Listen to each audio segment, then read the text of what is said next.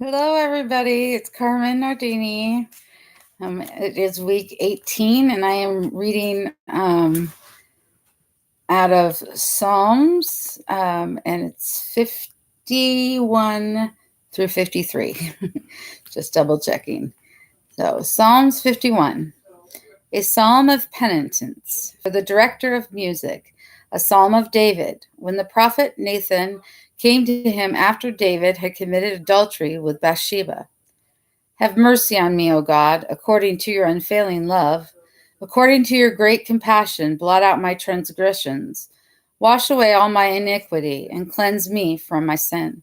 For I know my transgressions, and my sin is always before me.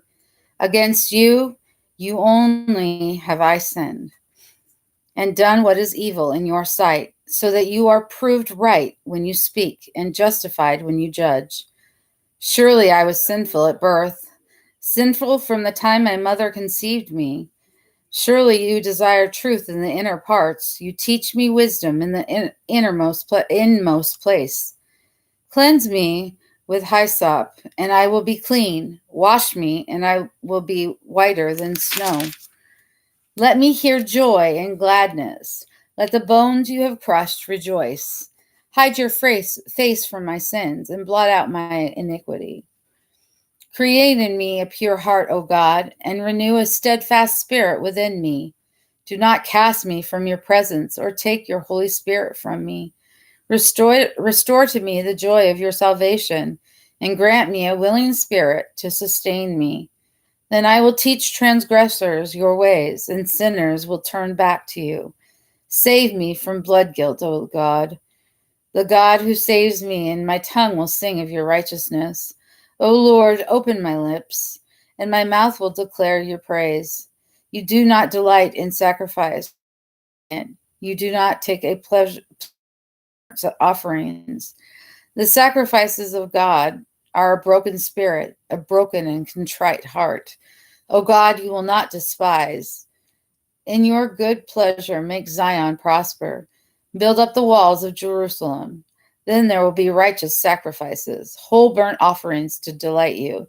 Then bulls will be offered on your altar. Psalm 52, Judgment on the Deceitful. For the director of music, a maskil of David, when Doeg the Edomite had gone to Saul and told him, David has gone to the house of Ahimelech. Why do you boast of evil, you mighty man? Why do you boast all day long, you who are a disgrace in the eyes of God? Your tongue plots destruction. It is like a sharpened razor, you who practice deceit. You love evil rather than good, falsehood rather than speaking the truth. Selah. You love every harmful word, O you deceitful tongue.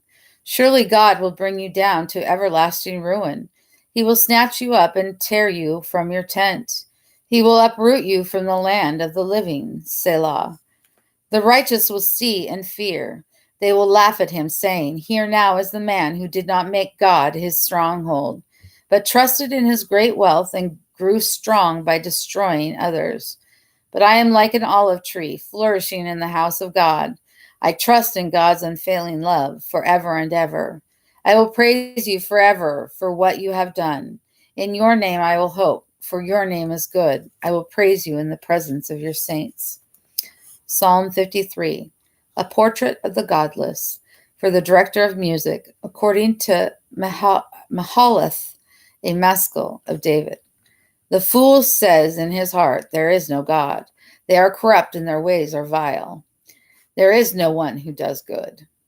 God looks down from heaven on the sons of men to see if there are any who understand, any who seek God. Everyone has turned away. They have together become corrupt. There is no one who does good, not even one.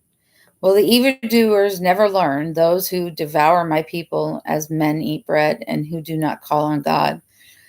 There they were, overwhelmed with dread, where there was nothing to dread. God scattered the bones of those who attacked you. You put them to shame, for God despised them.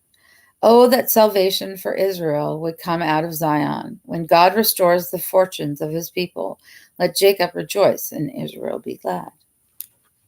That's all for this session. Thank you for tuning in. I'll see you again next week.